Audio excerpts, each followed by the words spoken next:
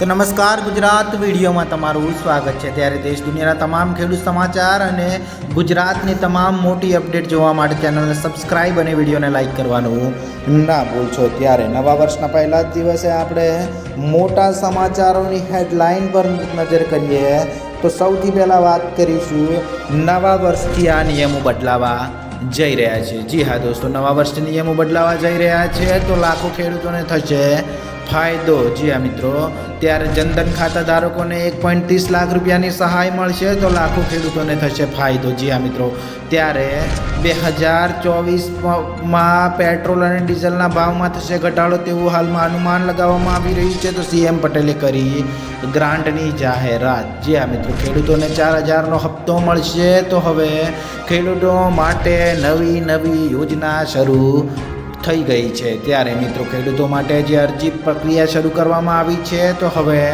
ડુંગળીના ખેડૂતોને આવ્યો રોવાનો વારો। છે મિત્રો, ત્યારબાદ વાત કરીશું રામ મંદિર માટે 2100 કિલોનો ઘંટ તૈયાર છે તો હવે સોનાર પેલાનો લગાવવા માટે 90%ની સબસિડી મળશે। આ તમામ મોટા સમાચારો પર આપણે નજર કરવાના છીએ।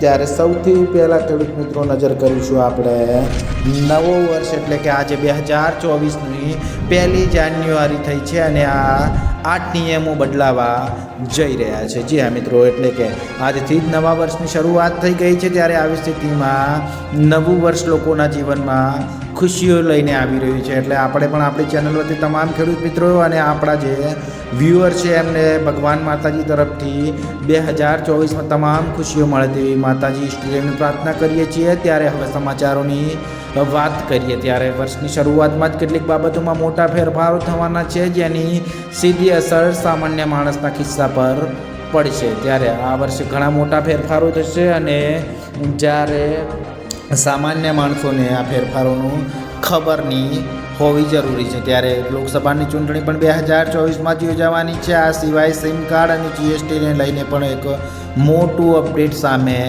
આવ્યું છે। એકંદરે 1 જાન્યુઆરીથી 8 વસ્તુઓ બદલાવા જઈ રહી છે, જેમાં ગેસ સિલિન્ડરની કિંમતથી લઈને વાહનોની કિંમત સુધીની દરેક બાબતોનો સમાવેશ થાય છે। એટલે કે આવો અમે તમને જણાવી દઈએ કે 1 જાન્યુઆરીથી કયા ફેરફારો થવાના છે। તો હવે યુપીઆઈ આઈડી તમારી નિષ્ક્રિય થશે। જી હા મિત્રો, 1 જાન્યુઆરીથી 1 વર્ષથી બંધ યુપીઆઈ એકાઉન્ટ બંધ થઈ જશે। તેમજ બેન્કો અને થર્ડ પાર્ટી એપ જેમ કે પેટીએમ, ફોનપે, ગૂગલ પે આ બધી જ એપ્લિકેશનો જાન્યુઆરીથી યુપીઆઈ આઈડીને નિષ્ક્રિય કરશે, જેમાં છેલ્લા 1 વર્ષમાં કોઈ વ્યવહાર થયો નથી। જે આ મિત્રો, બીજો નિયમ જે બદલાવા જઈ રહ્યો છે તેની આપણે વાત કરીએ તો 1 જાન્યુઆરીથી સિમ કાર્ડ મેળવવા માટે ડિજિટલ કેવાયસી કરાવવું જરૂરી બનશે અને કારણ કે સરકાર દૂરસંચાર વિભાગે પેપર આધારિત કેવાયસી બંધ કરી દીધું છે, જે ખૂબ જ મોટા સમાચાર આવી રહ્યા છે સિમ કાર્ડ અપડેટને લઈને। ત્યારબાદ બીજા મોટા સમાચાર, જો આઈટી રિટર્ન ફાઇલ તમે ભરતા હોય તો તમારે 1 જાન્યુઆરીથી ઇન્કમટેક્સ રિટર્ન ફાઇલ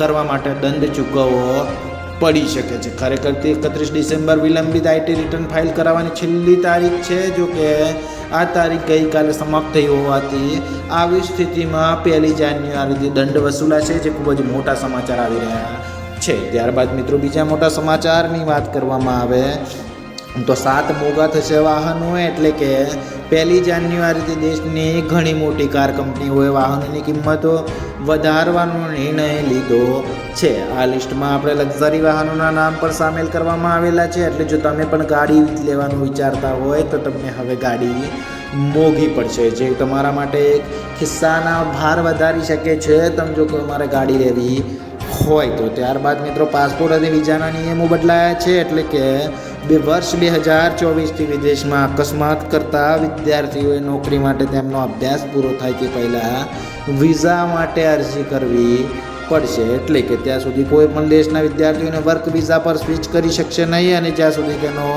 કોર્સ પૂરો ન થાય ત્યાર સુધી, જે ખૂબ જ મોટા સમાચાર આવી રહ્યા છે। ત્યારબાદ મિત્રો બીજા મોટા સમાચારની વાત કરવામાં આવે તો હવે લાખો ખેડૂતોને થશે ફાયદો। જી હા મિત્રો, 2024નું વર્ષ એક સુનેરું વર્ષ કહી શકાય છે, કેમ કે આ વર્ષમાં 2024ની ચૂંટણી નજીક આવી છે લોકસભાની, જેને લઈને ખેડૂતોને ફાયદો થઈ શકે છે। પરંતુ આપણે હાલ વાત કરી રહ્યા છીએ કે કેન્દ્ર સરકારે રવિ પાકો જેવા કે રાયડો, ઘઉં, ચણા, મસૂર અને કસુંબી જેવા પાકો માટે ટેકાના ભાવમાં વધારો કરવાનો નિર્ણય કર્યો છે. મિત્રો, ઘઉંમાં પ્રતિ ક્વિન્ટલ 150 રૂપિયાનો વધારો કરવામાં આવે છે અને જવમાં 15 રૂપિયા, તો ચણામાં 105 રૂપિયાનો વધારો કરવામાં આવે છે. મસૂરમાં 425 રૂપિયાનો વધારો કરવામાં આવે છે. સરસવમાં 200 રૂપિયા તેમજ કસુંબીમાં 150 રૂપિયાનો પ્રતિ ક્વિન્ટલ વધારો કર્યો છે. ઉલ્લેખનીય છે કે દર વર્ષે ખરીફ અને રવિ પાકના વાવેતર પહેલાં સરકાર દ્વારા ટેકાના ભાવ જાહેર કરવામાં આવે છે અને ત્યારબાદ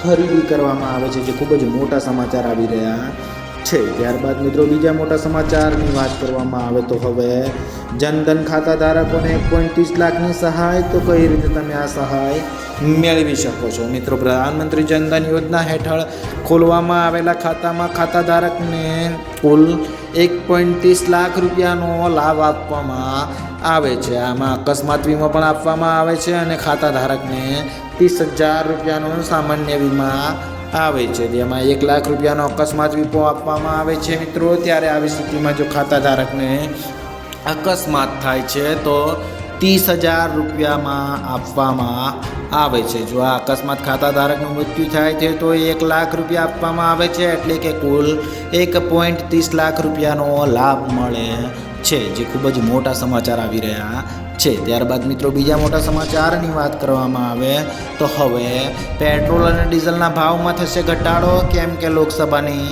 ચૂંટણી આવી રહી છે. ત્યારે કેન્દ્રની મોદી સરકાર દ્વારા પેટ્રોલ અને ડીઝલના ભાવમાં ઘટાડો કરવાની તૈયારીઓ ચાલુ રહી છે. ત્યારે મે 2022 પછી આ પ્રથમ વખત છે જ્યારે પેટ્રોલ અને ડીઝલના ભાવમાં ઘટાડો કરવામાં આવશે. મિત્રો, આપણે તમને જણાવી દઈએ કે મે મહિનામાં 2022 પછી ઘટાડો થયો નથી, જે હવે પહેલી વાર થઈ શકે તેવું છે, કેમ કે ઓઇલ માર્કેટિંગ કંપનીઓ ટૂંક સમયમાં તેલની કિંમતમાં ઘટાડો કરવાની જાહેરાત કરી શકે છે. તો સ્વાભાવિક રીતે દરમાં ઘટાડ્યા માટે આગામી લોકસભાની ચૂંટણીને લઈને કારણ માનવામાં આવી રહ્યું છે. ત્યારે મિત્રો આવનાર વર્ષમાં લોકસભાની ચૂંટણી યોજાવાની છે, જેના કારણે પેટ્રોલ અને ડીઝલના ભાવમાં ઘટાડો થઈ શકે છે, જે ખૂબ જ મોટા સમાચાર આવી રહ્યા છે. ત્યારબાદ મિત્રો વાત કરવામાં આવે તો હવે સીએમ પટેલે ગ્રાન્ટની જાહેરાત કરી છે. ત્યારે સીએમ ભૂપેન્દ્ર પટેલે અમદાવાદ સહિત 4 મહાનગરોમાં કુલ 519 વિકાસ કામો માટે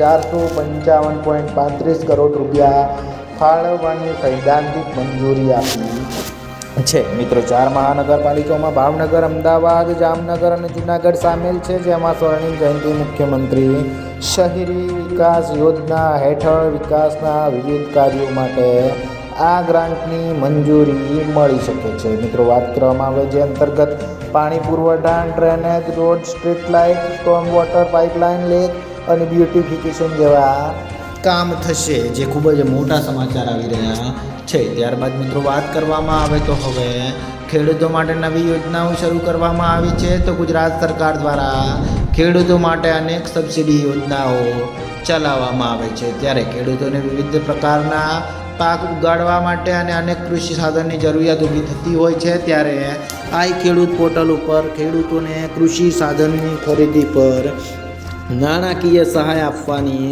યોજના માટે ઓનલાઈન અરજીઓ કરવામાં આવી છે. માટે 29 ડિસેમ્બરથી તારીખ 28 જાન્યુઆરી સુધી આ ખેડૂત પોર્ટલ ખુલ્લું મૂકવામાં આવ્યું છે અને ખેડૂતોને ખેતીમાં ઉપયોગી સાધનોની ખરીદી કરવા માંગતા હોય તેઓ માટે સરકાર દ્વારા આજથી 1 મહિના માટે આ ખેડૂત પોર્ટલ ખુલ્લું મૂકવામાં આવ્યું છે, જેના પર તમે ખેડૂતોને લગતા તમામ સાધનો સબસિડી પરથી મેળવી શકો છો, જે ખૂબ જ મોટા સમાચાર આવી રહ્યા છે. ત્યારે બીજી વાત મિત્રો બીજા મોટા સમાચારની વાત કરવામાં આવે તો ખેડૂતોને 4,000નો હપ્તો મળશે. જી હા મિત્રો, પીએમ કિસાન સન્માન નિધિ યોજનાનો 2000નો હપ્તો 15મો હપ્તો 15 નવેમ્બર 2023ના રોજ તમને મળ્યો હતો. ત્યારબાદ મિત્રો જે બીજો હપ્તો છે તે ખેડૂતોના ખાતામાં 16મો હપ્તો ક્યારે ટ્રાન્સફર કરવામાં આવશે અને કેટલા રૂપિયા આવશે તેની વાત કરવામાં આવે તો પીએમ કિસાન યોજના હેઠળ આપવામાં આવેલ દરેક હપ્તા 4 મહિનાના અંતરાલ સાથે ચૂકવવામાં આવે છે. જે મુજબ 15મો હપ્તો 15 નવેમ્બર 2023ના રોજ ખેડૂતોના ખાતામાં ટ્રાન્સફર કરવામાં આવે છે અને કૃષિ અને ખેડૂત કલ્યાણ વિભાગ દ્વારા પ્રાપ્ત અહેવાલો મુજબ લાગુ ખેડૂતોને પીએમ કિસાન યોજના હેઠળ બહાર પાડવામાં આવેલ 15મા હપ્તાની રકમ મેળવવાથી વંચિત છે તેમને ઈ-કેવાયસી કરીને તમે આ રકમ મેળવી શકો છો. જે ખૂબ જ મોટા સમાચાર આવી રહ્યા છે.